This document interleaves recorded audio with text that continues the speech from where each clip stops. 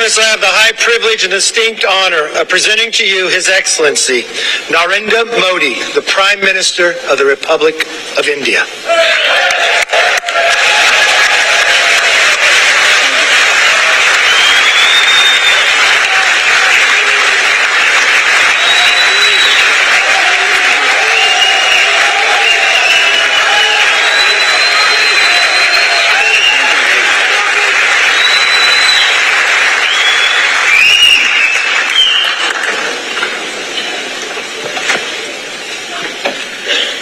Mr. Speaker, Madam Vice President, distinguished members of the U.S. Congress, ladies and gentlemen, नमस्कार।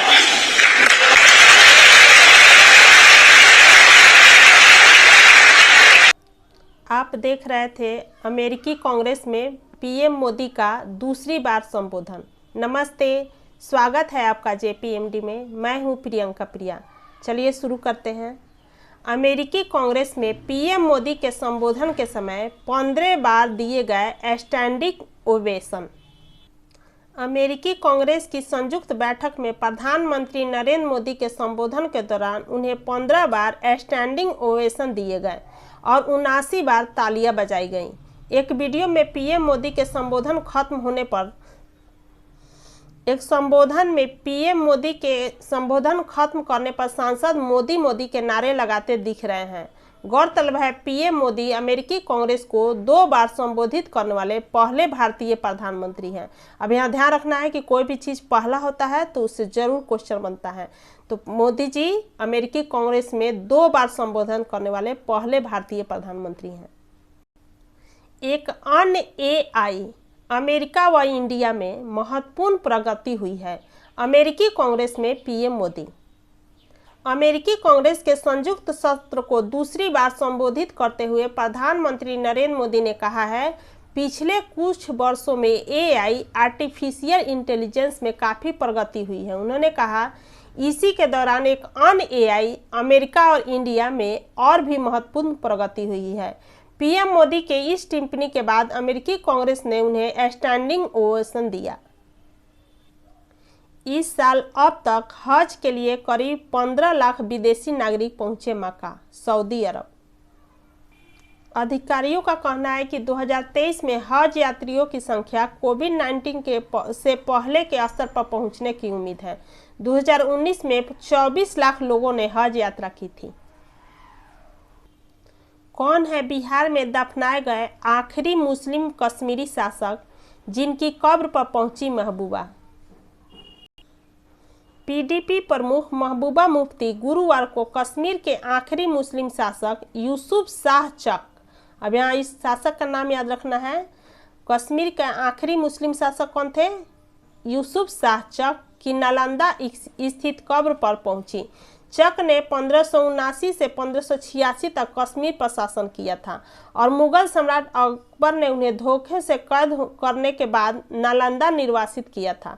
ओडिशा में निधन होने के बाद चक के शव को नालंदा में दफनाया गया था।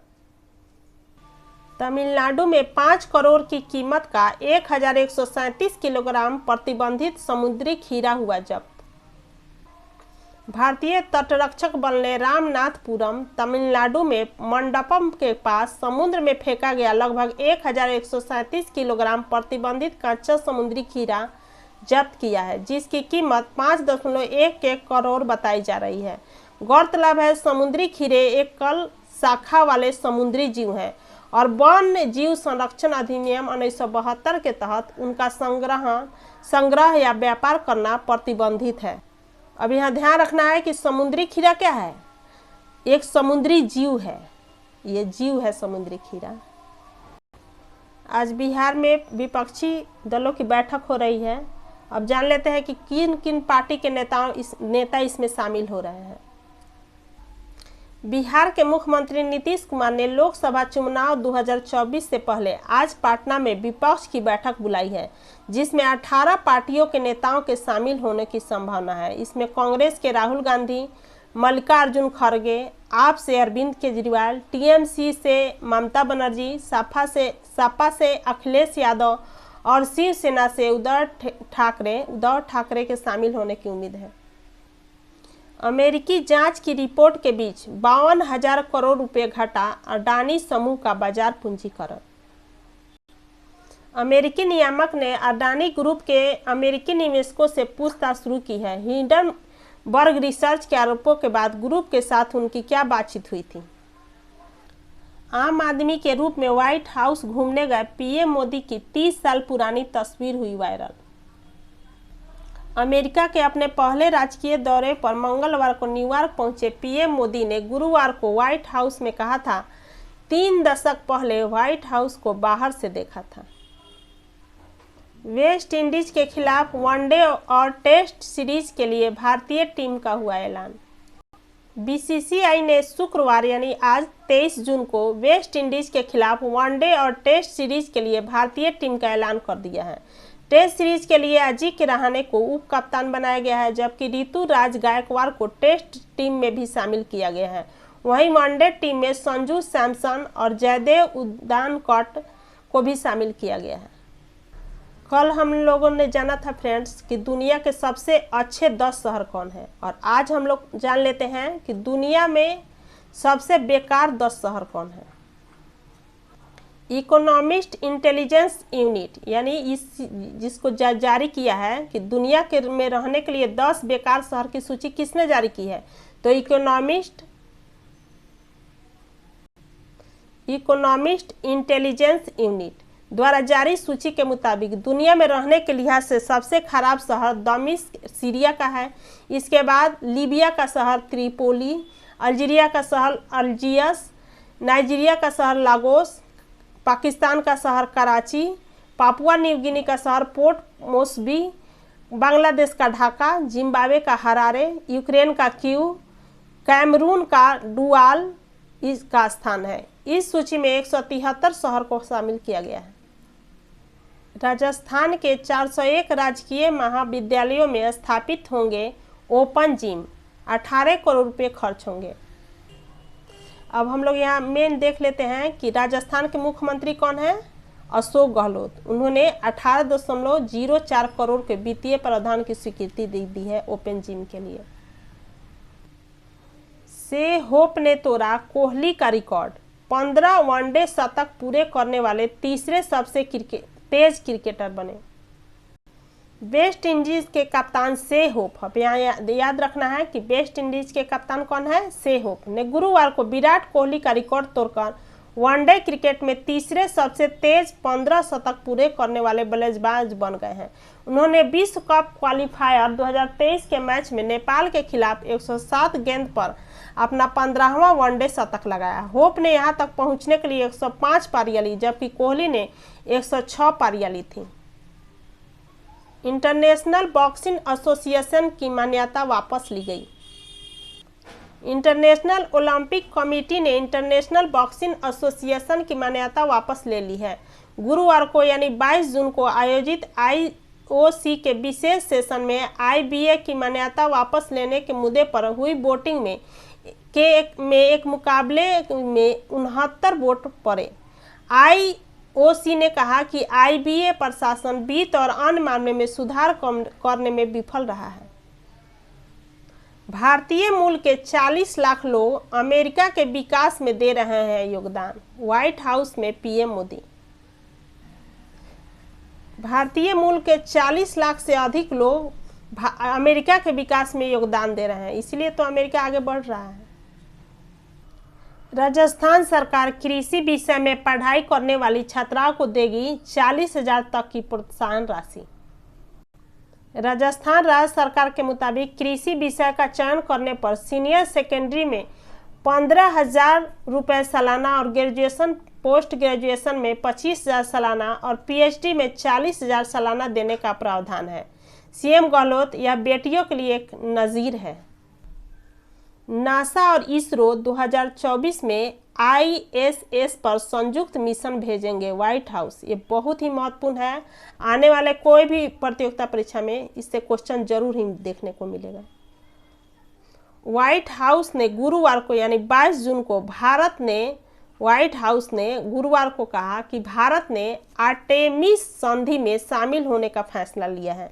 अब यहाँ ध्यान रखना है कि भारत ने किस संधि में शामिल हुआ है भारत, तो आर्टेमिस संधि में, जो मानव जाति के फायदे के लिए अंतरिक्ष अन्वेषण को लेकर विभिन्न देशों को एक साथ लाती है।